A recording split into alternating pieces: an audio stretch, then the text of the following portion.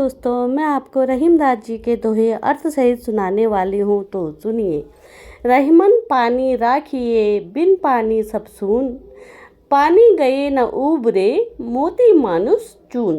इस दोहे में रहीमदास जी ने पानी शब्द को 3 अलग अलग अर्थों में प्रयोग किया है। पहला अर्थ विनम्रता का है, जो मनुष्य को श्रेष्ठ बनाता है। दूसरा अर्थ आभा या चमक का है, जो मोती को मूल्यवान बनाती है। तीसरा अर्थ जल का है, जिसके बिना आटा गूंथकर उसकी उपयोगिता नहीं बनती। रहीम का संदेश है कि मनुष्य को भी अपने व्यवहार में सदा विनम्रता रखनी चाहिए, क्योंकि इसके बिना उसका महत्व कम हो जाता है।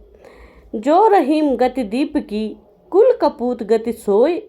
बारे उजियारो लगे, बढ़े अंधेरो होए।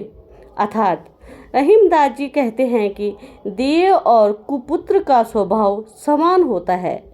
दिया शुरुआत में तेज उजाला करता है, लेकिन जैसे जैसे तेल का कम होता है, अंधेरा फैलने लगता है। उसी प्रकार कुपुत्र भी शुरुआत में कुछ अच्छा प्रतीत होता है, परंतु जैसे जैसे समय बीतता है, वह अपने बुरे कर्मों से परिवार और समाज के लिए अंधकारमय स्थितियां पैदा कर देता है। रहीमन धागा प्रेम का, मत तोड़ो चटकाए। टूटे पे फिर ना जुड़े, जुड़े गांठ पड़ जाए।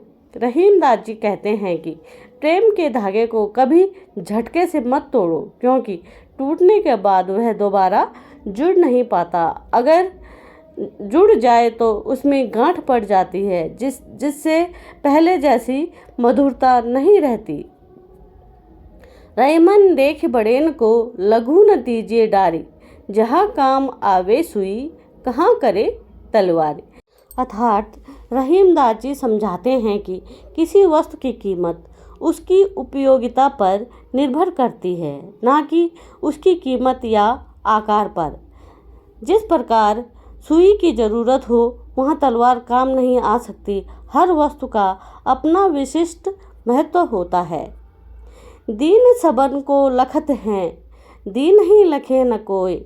जो रहीम दीन ही लखे, दीन बंधु सम होय।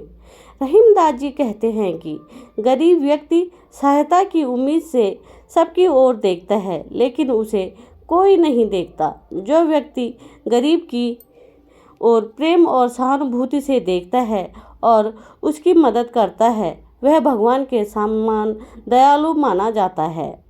टूटे सुजन मनाइए, जो टूटे सो बार।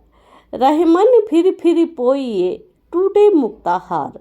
अर्थात रहीमदास जी कहते हैं, सज्जन लोग यदि नाराज हो जाए तो उन्हें बार बार मनाना चाहिए, क्योंकि उनके रिश्ते मूल्यवान होते हैं।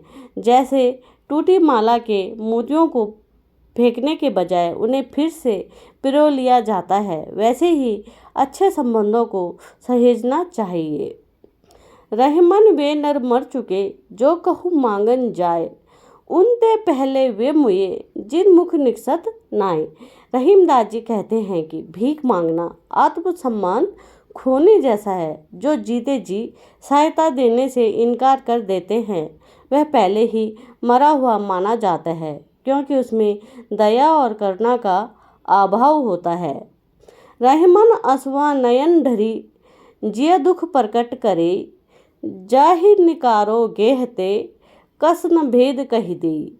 अर्थात रहीमदास जी कहते हैं कि जैसे आंसू आंखों से बहकर दिल का दर्द जाहिर कर देते हैं, वैसे ही जिसे घर से बाहर कर दिया जाता है, वह घर के रहस्य को दूसरों के सामने प्रकट कर ही देता है।